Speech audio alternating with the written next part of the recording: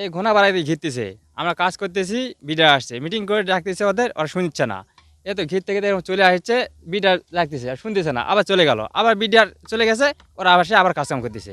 এই কাজকাম চলছে এখনো বর্তমানে। কি কাজ করতে? ওই ঘিরাঘিরি করছে, ঘিরে কাজ। কোন জায়গায়, কোন সীমান্ত এটা? ঘোনাপাড়া। এটা কোন দূর? আমাদের বাংলাদেশের সীমান্তের মধ্যে? না না, ওদের সীমানার মধ্যেই। ভাই আমাদের বাড়ি তো বর্ডার সীমান্তে। এরকম এর আগে ঘেরার পরিস্থিতি ছিল, কিন্তু বিজিবি বাধা দিছে যে সে বাধা মানে চলেছে। কিন্তু বর্তমানে যেটা এখন, ওরা দিলে এখন মানা করিতে আবার নক নক করে ঘেরার চেষ্টা করতেছে। এই পর্যন্ত আমরা দেখতেছি, আমরা তো আর অত দূর ভিতরে যেতে পারবো না, দূরত্বে দেখতেছি এই পর্যন্ত স্যার। তো নতুন এবং ফিরে আসা গ্রাহকদের জন্য নগদে চলছে ক্যাশব্যাক সহ প্রতিদিন হাজারো উপহার জেতার সুযোগ। হবে আশা আর ফেরা, সারপ্রাইজ সেরা। আমার বাসা এখানেই, আমি এখান দিয়ে চলাফেরা করি দীর্ঘদিন যাবৎ।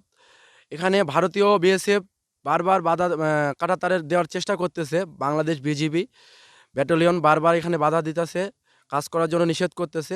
বিএসএফ শুনতেছে না। আমরা বারবার এলাকাবাসী বাধা দেওয়ার পরও তারা অনেক ধরা পাকড়াও করার চেষ্টা ভাবনাও করতেছে। আমরা এখন চাইতেছি যে বাংলাদেশ সরকার এটা যত উপর লেভেল পর্যন্ত যত মানে আমলে নেয়, তাহলে এটা আর কি বন্ধ হতে থাকবে। বন্ধ যদি হয় আমাদের জন্য অনেক ভালো হবে, এবং আমরা পাশে যে এলাকা আছে এলাকারবাসীর জন্য ভালো হবে, বাংলাদেশের জন্য ভালো হবে। আমরা রাতে অন্ধকারে এই রাস্তা দিয়ে চলাফেরা করি, সামনে আমাদের বাজার আছে, স্কুল আছে, আমরা এই রাস্তা দিয়ে চলাফেরা করি। আমাদের মানুষের জন্য, বাঙালি জাতির জন্য ভালো হবে। ভারত সরকারের সাথে আপনাদের বাংলাদেশ সরকার কথা বলে এটা কিভাবে বন্ধ রাখা যায় এটা আপনারা দেখবেন।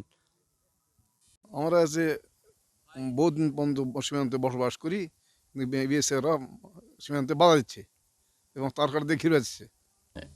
এই বর্ডার সীমান্ত এলাকায় ওই ডুঁড়ন থাকে, ঘিরতে ঘিরতে ঘিরতে ঘিরতে বালুপাড়া পর্যন্ত আসছে, বালুপাড়া থাকে এই ঘোড়াপাড়া পর্যন্ত আসতেছে।